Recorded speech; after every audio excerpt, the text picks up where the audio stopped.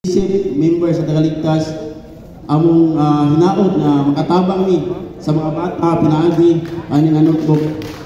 So hinaot mi nga kining mga among gihatag na usa ni sa paagi nga mga bata makaton ayawat pa lang mabot ang panahon nga makarealize pa sila nga kung sila ay mutabang sa uban.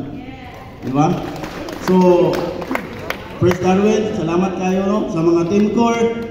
Labi na nga sa pagdawat po na mo diri ma'am nga okay ra gid mi diri. Salamat kayo sa mainiton nga pag-welcome namo.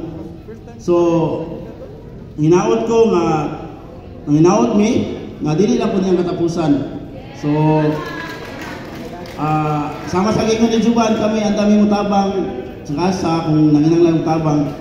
So kanang isip mga Tagaligtas ma'am makasalamaton nyo nga makatabang sa uban.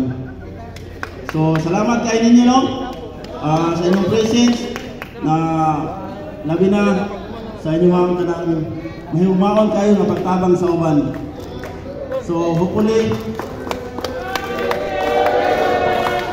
happy birthday to you, happy birthday, happy birthday, happy birthday to you.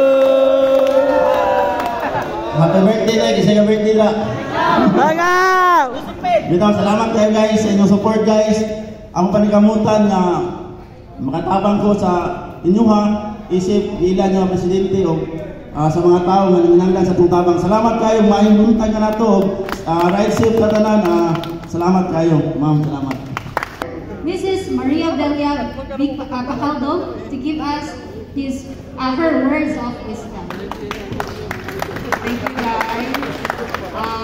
Good morning natong tanan mga kinahod nga mga ginikanan ug mga bat in High Cloud. Why? Because you have a big heart to the community that you belong to.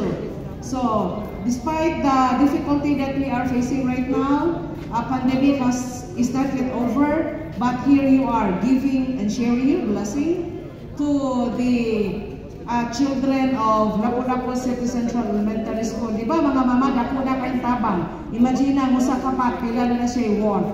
Kung nakuhaan ang atong budget para palit, di ba? So we are very happy. So let us give a round of applause to the men and women of Tagaligtas.